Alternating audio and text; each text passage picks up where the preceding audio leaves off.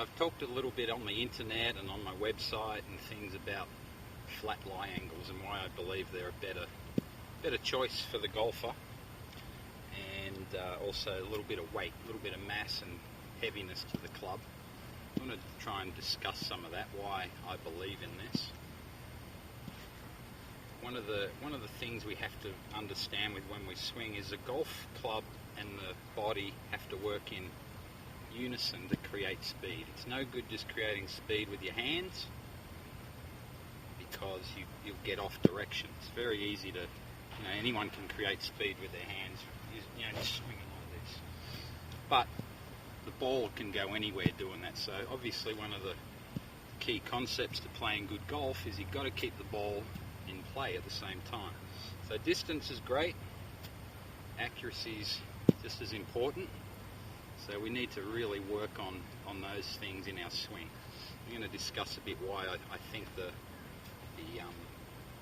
flatter clubs help you achieve a more stable, repeatable golf swing. I've got a persimmon club here that I practice with. I go out and play with it also on the course. It's a little shorter than normal, obviously, because it's a smaller head, a little bit heavier than normal, than today's clubs. So when you have something light, very easy to start swinging the club, with your hands, and you can see the path on that. It's too much down the line. When you swing the club down the line, the club comes down steeply. It comes down on a sharper angle into the ball. So the club face is always, the club head is always wanting to bottom out behind the ball, and you have to do something with your hands to catch that club back up to the ball. Most people, what they'll do is they'll get to the ball, get close to impact, their shoulders will be very square down the target line, and then they'll stop. Their shoulders stop because the brain says, I can't clear out or do anything with this shot. I have to stop my body, stop my shoulders to let the hands and the club catch up. So we see a lot of it down the line, steep, shoulders stop, hands start to take over. So it's very hard to square the club face up on the ball when you're doing that type of move. Pot luck, yes, if you practice it a lot you might be able to do it consistently, but more often than not the face is going to be open, close, or closing. There's a lot of different things, especially when your hands are rolling the face through. There's a lot of closure going on, a lot of timing involved in the swing. So if I had something that was heavier, it can still provide force with a heavy club. The mass of the club is still going to provide nice power and hit to the ball. But what it also does, if I would just go up to the top of my swing here very lazily like that, just let the club fall. The weight of it wants to fall behind me. So we're not going to try and fight that. We're going to utilise that in our swing. Really want to let the weight of the club fall behind us a little bit. And what that does is it shallows the swing out. Gets the club coming on a much shallower approach into the ball. So we're not getting ground in the way first. We're always going to collect the ball. Our hands are always leading the club out into the strike. And the other beauty of this is that motion there actually tucks this right arm in, tucks the elbow into the side. So directional problems come from people trying to hit the ball too hard and their right arm straightening. You can see when my right arm straightens, club face can go in a lot of different directions at impact. The more my right arm stays bent, it's supporting the club, and it's much easier to turn the body through and keep that club face squarer through the strike. I'll give a few examples of this throughout the video of some of the players over the eras of golf and show you the differences.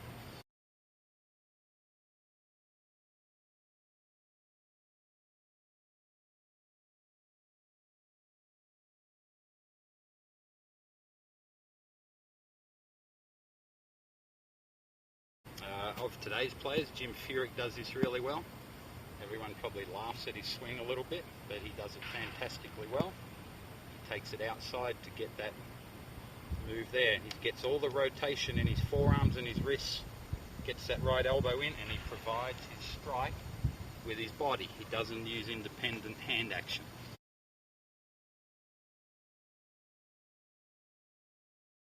that's what I'm really getting at with my talk about flatter lie angles and more heavier club. The more we can swing around ourselves, our shoulders are going to be pointed off to the right.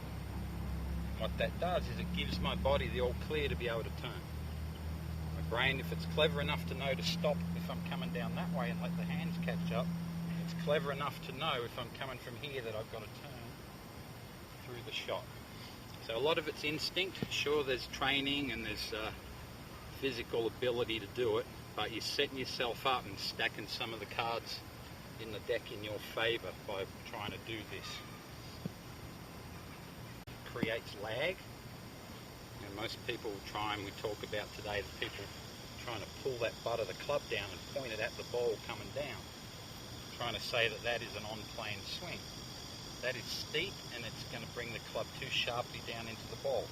Everyone does this to try and catch it up.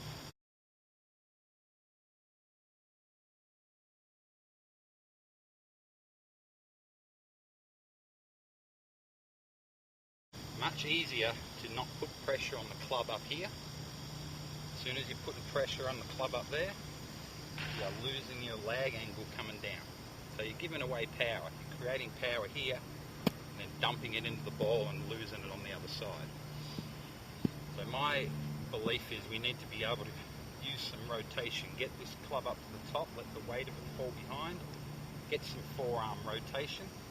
So we're passive to this point, and then we can go and speed up and utilize all our body to create power and accuracy at the same time. Okay, so how do we find out? How do we do that move or that feeling or sensation? We have to get the body used to feeling these things.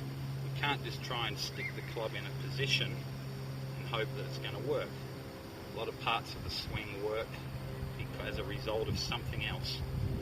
So what we're really trying to do is, in my opinion, the way that I would do this is I'd like to feel, if you look at my watch at this point is facing the camera. So what I would try to do to train myself and to feel this action is I would try and then rotate my watch and have it pointed upwards.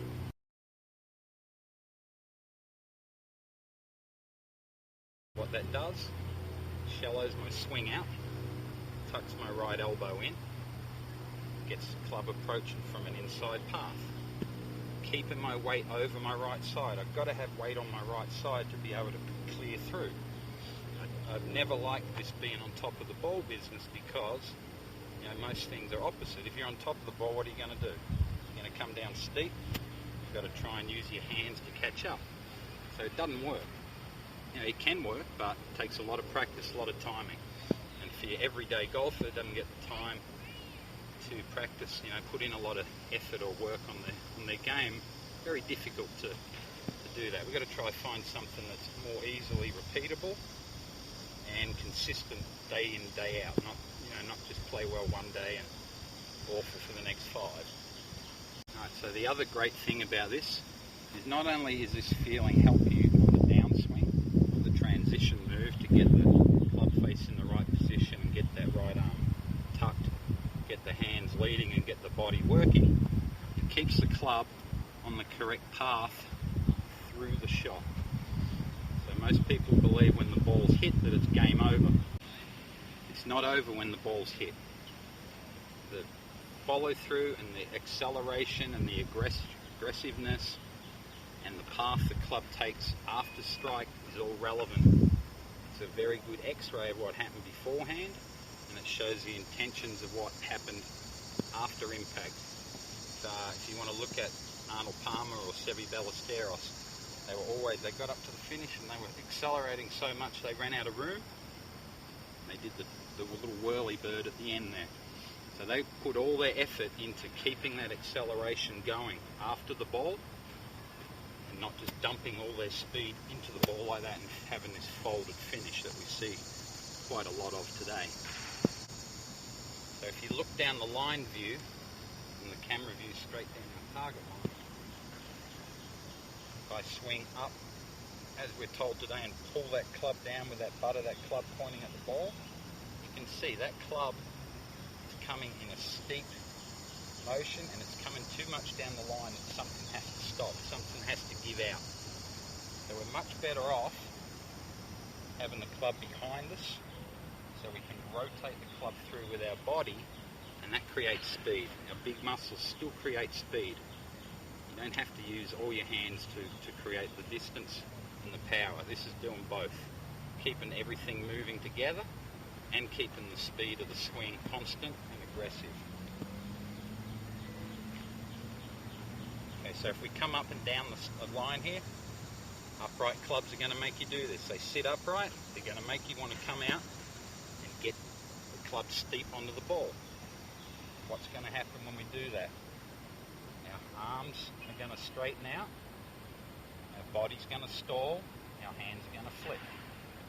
They have to.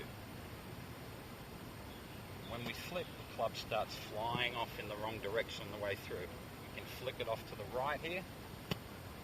We can use the overactive hands and flick around to the left. Or we could get lucky every now and then and put the club straight down the path, and that's where our good shots are. But that's understanding why all these other bad shots come in. Even though you think you've done the same thing, it's not necessarily the same. Club face can be all over the place. So if we swing more around ourselves, we're going to feel that rotation. Feel those rotation of the forearms and the wrists to let our body turn through. And as we turn in through here, my shoulders are going to open through impact. My arms are going to stay tighter to my body. I'm going to turn my chest through. My hands are going to disappear. My hands should disappear from view here because they are working in tune with my body.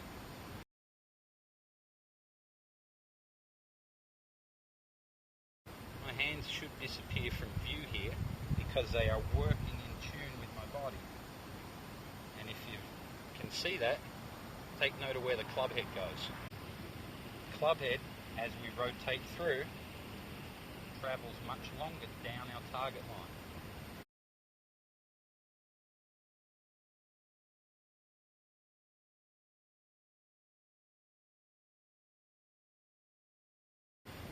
So there's your accuracy. You're keeping the club going on the true path longer throughout the hit.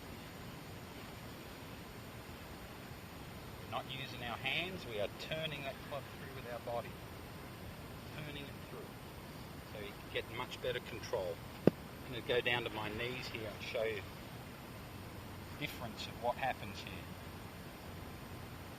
If I get the club, coming, pointing that butt of the butt of the club down at the ball, the club is coming down sharp.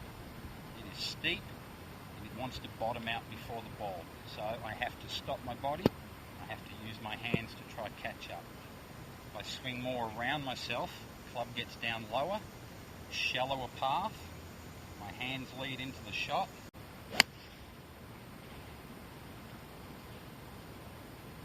So the shallower approach in, my body has to work a little bit harder and turn, and the club goes through. My hands are always leading the handle, and my body's then turning the club around without independent hand action. Let's have a look at it from this angle also. The more that I pull down, the less left arm and shaft angle I'm creating.